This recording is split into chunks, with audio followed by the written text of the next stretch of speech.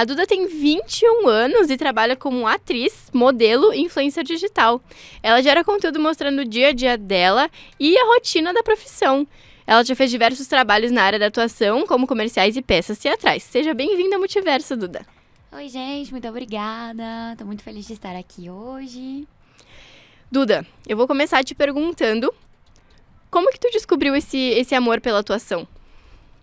Então, vou voltar lá pra minha infância, que é algo desde muito pequena mesmo, assim, papo de 4, 5 anos. Eu lembro que eu costumava assistir algumas novelas com os meus pais e eu apontava pra TV e falava que eu gostaria muito de ser atriz. Então, foi um sonho que cresceu comigo desde sempre, assim, e foi me acompanhando ao longo da vida. Por um tempo, esse sonho ficou guardado numa caixinha, né? Eu fui mudando os meus objetivos, concluindo a escola, pensando em qual curso eu faria na faculdade. Então, ele teve algumas mudanças ali ao longo da vida, mas ele sempre existiu. E como é que foi a aceitação dos teus pais, enfim, da tua família? Porque a gente sabe que a gente aqui vive muito isso, né? Porque até na comunicação não é um curso muito, assim, bem visto, porque não é um dos mais tradicionais. E eu acho que a atuação também não, né? Como é que foi? Olha, os meus pais sempre me deram todo o apoio do mundo. Ai, que coisa boa. Quando eu falei pra eles que eu queria estudar teatro, eles me deram total apoio, total suporte. Eles só falaram, vai.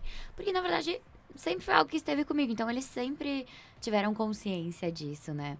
Então, foi algo que foi acontecendo. Quando, finalmente, eu falei pra eles, olha, eu quero estudar isso e viver disso, eles já sabiam, já sentiam. Ai, que bom. E o que te fascina na área da atuação? O que eu acho mais incrível é que eu consigo viver diversas vidas, dar vida a diversos personagens com diversas histórias e depois continuar sendo eu mesma, assim, fora disso, né? Então eu posso ser uma médica veterinária, uma dentista, uma advogada. Posso ser tudo isso nesse universo, mas depois volto a ser eu, Duda, na minha vida, na minha rotina. E quais as tuas maiores metas dentro da tua profissão? Então, como os meus pais sempre estiveram comigo nessa caminhada, nessa trajetória, acho que a minha maior meta da vida, assim, é dar orgulho pra eles. Ai, que amor. E, claro, sempre levar minha família junto comigo nisso. E se tudo der certo, né? Uma Globo. Alô, Globo! Alô! Tem algum trabalho que tu fez até agora que tu gostaria de destacar, assim, que foi marcante, importante, ou por ter sido o primeiro, ou por, enfim, ter tido algum momento especial? Eu acho que eu vou destacar o mais intenso dessa trajetória. Ano passado eu estive envolvida na produção de um longa-metragem. Foram 3 meses gravando o filme. Ele foi gravado aqui na Serra Gaúcha, em 5 cidades. Nós ficamos 3 meses, desses 3 meses, 45 dias gravando direto. Então foram 45 dias que eu quase não voltei pra casa, que eu pouco via minha família, saía de mala e cuia e não sabia quando eu ia voltar. Foi uma rotina muito doida, assim, eu dormia, 4 horas por dia, 3 horas. Alguns dias a gente gravou 17 horas. Meu Deus. Então foi bem intenso, mas assim, quando a gente ama o que a gente faz, a gente até fica cansado, mas o coração tá tão feliz que a gente tá ali realizado. Não importa se eu dormir 3 horas, sabe? Eu tô feliz, eu amo o que eu faço, então tá tudo certo. E o filme estreou nesse final de semana, no domingo. A gente estreou no Ordovás. Tivemos 3 sessões e foi exibido para mais ou menos 300 pessoas. Ai, que legal! E vai ser exibido de novo? Vai estar disponível em algum lugar que a gente possa assistir? Então, muita gente pergunta isso, né? Porque bastante gente participou também das gravações do filme, muita gente se envolveu na produção. E o que acontece? Esse filme agora ele vai ser enviado para alguns festivais, então ele vai ficar congelado um tempo, né? E a gente pretende, então, apresentar ele, fazer alguns pitches com alguns streamings, alguns canais de streaming. Então, sei lá, vai que a Netflix note a gente, né? Amazon Prime, Globoplay, tamo aí. É, né? isso O que aí. vier. E tu tem alguma inspiração, alguém que seja referência pra ti dentro do meio? Nossa. Pode ser tanto, conhecido, famoso, ou alguém, enfim, que não seja tanto. Eu sempre falo que eu sou muito fã dos meus amigos e amigas. Então, todos eles pra mim são inspirações gigantescas. Mas no meio da atuação, Fernanda Montenegro.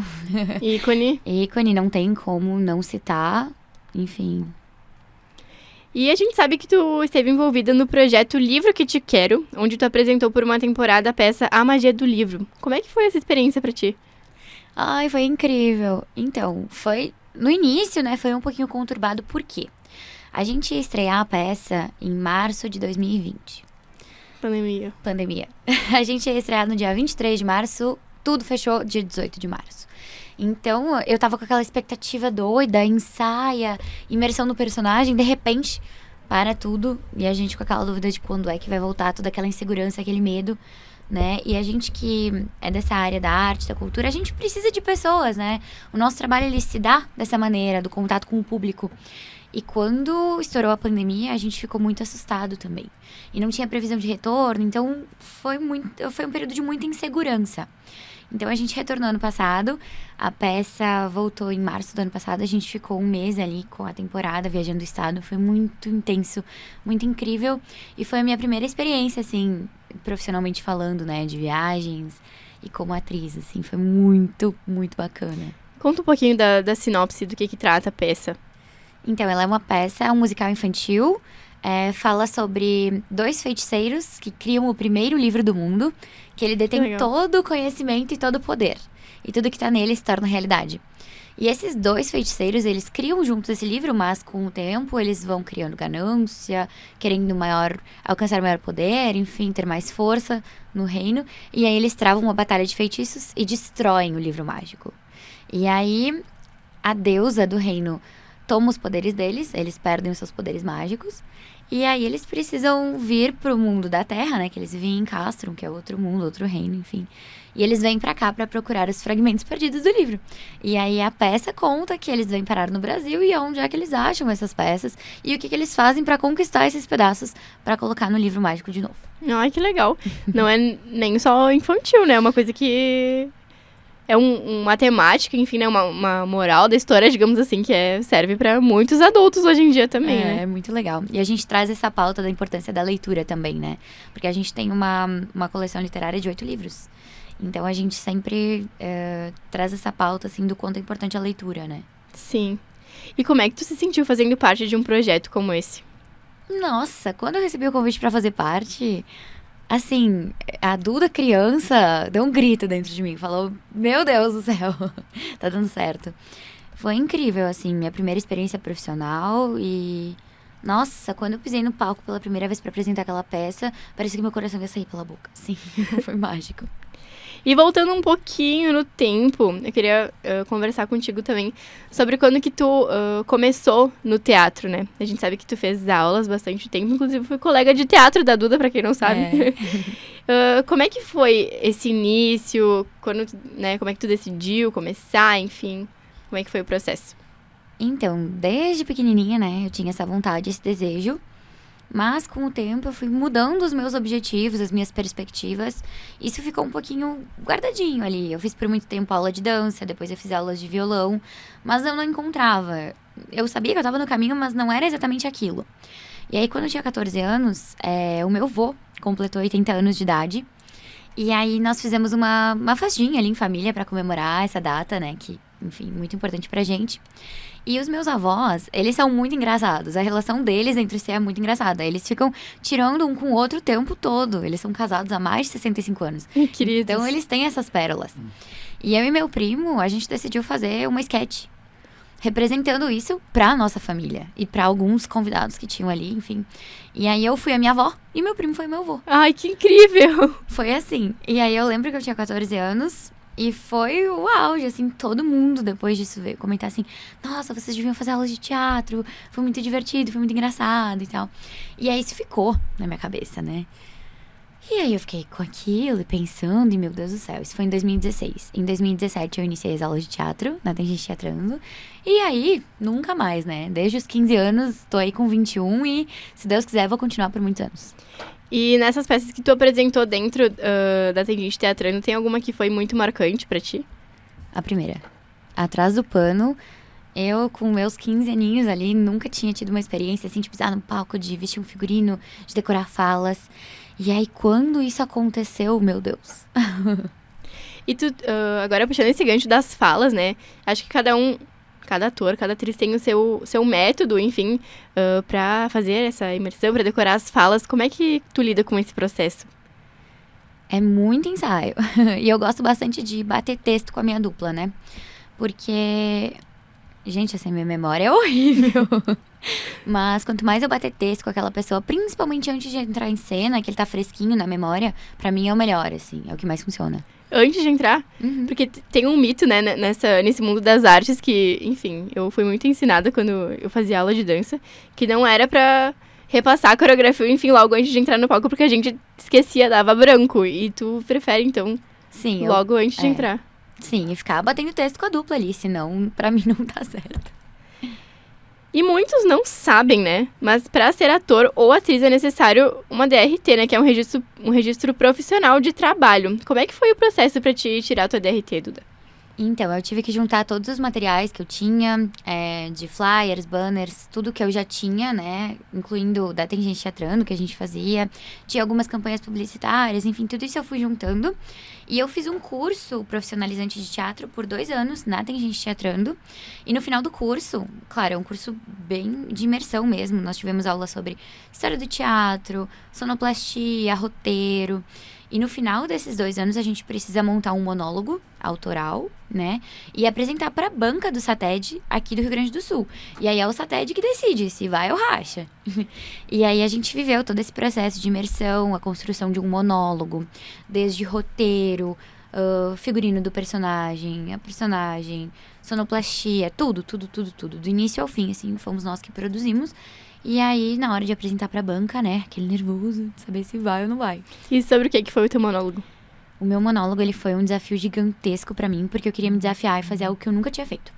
Então, eu resolvi estudar sobre pessoas em vulnerabilidade social, pessoas que estão morando na rua. Então, no meu monólogo, eu interpretei um morador de rua depois de muito estudo, depois de conversar com muitas pessoas, porque ele é um assunto muito delicado e ele exigiu muito, assim, foi uma desconstrução muito grande. E foi muito aprendizado também pra mim, assim, foi, nossa, uma virada de chave, sabe? Eu tenho muito carinho por esse monólogo, mas ele é muito sensível pra mim. Desde que eu apresentei, eu não consegui tocar nele de novo, sabe? Tá lá guardadinho, uma memória boa, mas eu não sei se eu mexeria de novo, sabe? E tu foi aprovada de primeira. Fui. Gente, porque tu quis se desafiar, né, num momento que é, assim, muito decisivo. Eu acho que muita gente tem, talvez, opta por fazer algo que é mais seguro, né, pra ela. E tu se desafiou, assim, tu tem essa personalidade de querer sempre mais, de se desafiar. Sempre, né? Enfim, quando eu fui convidada pra fazer a magia do livro, eu soube ali na hora do convite que era um musical. Falei, gente, eu não canto. Meu Deus do céu, o que eu vou fazer da minha vida? Vai dar um jeito. E aí, fui lá, tive que dar um jeito. Não canto bem, continuo não cantando bem. Mas na hora ali, saem os improvisos e dá certo. E tem algum momento, assim, de backstage, tanto teu monólogo ou do teatro musical que tu queira destacar, que foi engraçado, ou, tipo, algum erro, assim? Ano passado, durante a temporada, a gente tava apresentando aqui em Caxias do Sul, no Teatro da FSG, e faltou luz no meio da festa. Nós ficamos 5 minutos em blackout total.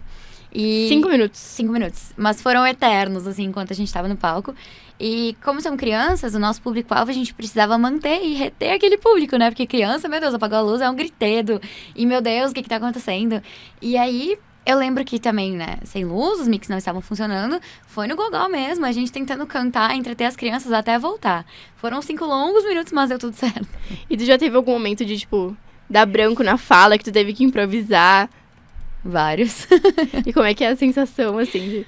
É muito legal porque aí entra a parte do teu colega de cena, né? Porque ele vai perceber que tá fugindo do roteiro. Ele vai dar uma volta ali pra te salvar. E um salva o outro o tempo todo. E puxando esse gancho de novo, vocês fazem bastante imersão, né, no personagem. Como é que funciona esse processo, assim? Porque eu tava assistindo esses dias, inclusive, uma entrevista, acho que era da Grazi, enfim, de quem fez a Bruna no filme. E ela falou que ela viveu, a Bruna Surfistinha, inclusive, pra quem não sabe. E ela viveu tudo, ela disse que, tipo, ela morou como se ela fosse a personagem, enfim, tipo, ela disse que foi bem intenso, assim. Como é que foram esses teus processos de imersão? Então, é bem intenso mesmo. Quando eu gravei o filme, que eu tive essa experiência maior, tinha cenas em que eu precisava estar muito triste ou muito alegre. E o que eu ia fazer pra buscar esse sentimento, sabe? Eu vivi também uma cena com a Cindy, que no filme ela é a Vanina, minha mãe, né? E a gente precisava criar essa conexão, porque eu tava me despedindo dela pra ir pra um torneio de mágica e ela não sabia se eu ia voltar. Então, como é que a gente vai criar essa conexão? E eu lembro que eu fiquei muito próxima dela e nós começamos a ter diálogos como se fôssemos mãe e filha mesmo. E a gente vai criando esse laço e até hoje eu vejo ela, eu chamo ela de mãe. Desse carinho que ficou, sabe?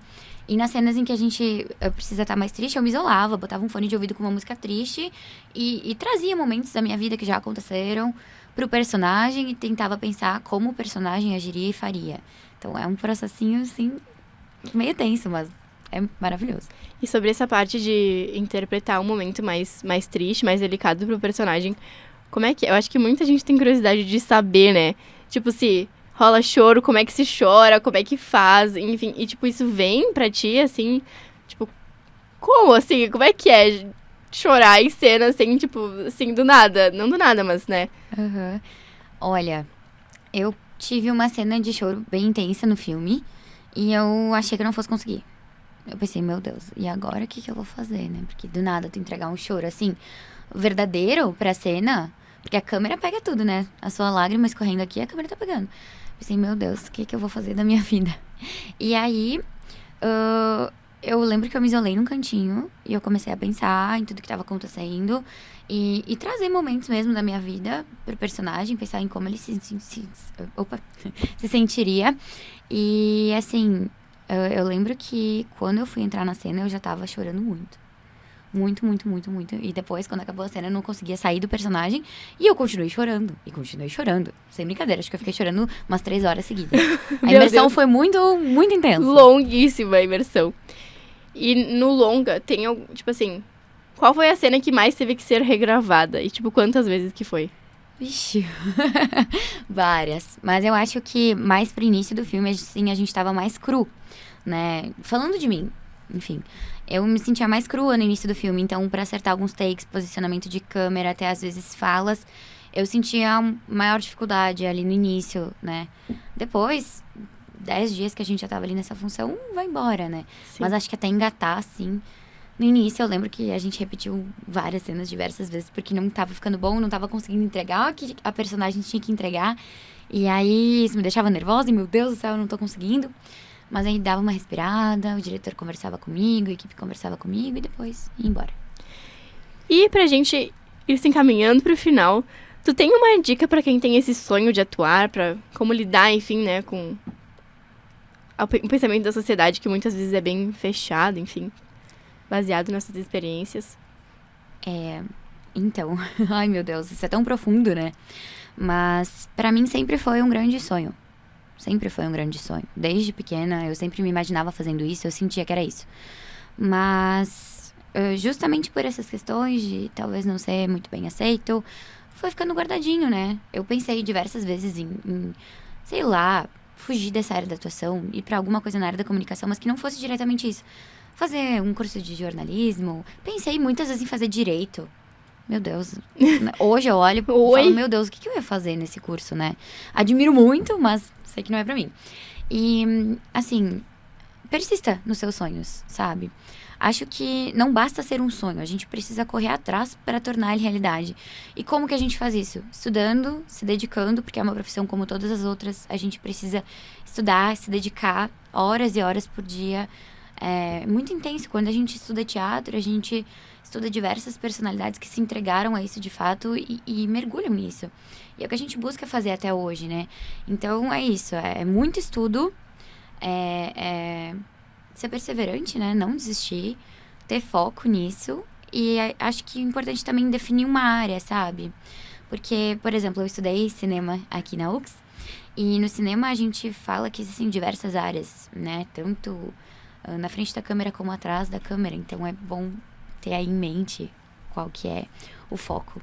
Mas se for atuação, é isso. É estudar muito, muito mesmo. Anotem as dicas, galera, pra quem tem esse sonho. E pra gente fechar, já que tu é atriz, né? Eu queria que tu indicasse pra gente aqui, né? Pra nossa equipe e pros nossos ouvintes e em breve espectadores que estão nos assistindo, um filme ou uma série que tu gosta bastante. Tá. Vamos lá, de filme eu indico Ilha do Medo, com Leonardo DiCaprio. Muito bom. Maravilhoso, um plot twist aí sensacional. E de produções brasileiras tem uma série da Netflix que chama Coisa Mais Linda, que ela é uma série que se passa ali, acho que por volta dos anos 60, 70, enfim. Ela é mais antiga, fala sobre bossa nova no Brasil, enfim, sobre toda essa história, do que as mulheres passaram naquela época, enfim. É linda, é uma produção brasileira impecável, não percam. Eu vou colocar na minha lista já, porque já apareceu pra mim no catálogo, então eu vou assistir. Vale muito a pena. Duda, muito, muito obrigada pela tua participação. Nosso bate-papo foi incrível. Volte sempre, estamos sempre de portas abertas para te receber. Obrigada por compartilhar tuas experiências com nós. Obrigada, gente. Obrigada pela oportunidade também. Tô muito feliz de estar aqui. E um beijo enorme para quem tá ouvindo, né? Espero que vocês tenham gostado. Se quiser divulgar teu Insta, fica à vontade também. Então, meu Instagram é @dudarrenheimer. Esse sobrenome complicadíssimo, né? Mas não é tão difícil assim, eu juro. E, enfim, lá também, né, dá pra dar uma olhadinha no material. Tem algumas coisas que eu postei recentemente sobre o filme também. E como é uma produção gaúcha, gravada aqui na Serra Gaúcha, com profissionais daqui também, acho que é importante valorizar. Porque a gente tem pouquíssimas produções que acontecem aqui. E quando acontece, acaba sendo um pouco divulgado, porque aí é via leak ou não tem verba. Gente, é uma loucura. Então, por favor, vamos valorizar os nossos artistas locais, artistas gaúchos, que estão aí fazendo todo esse corre para ver o cinema brasileiro acontecer.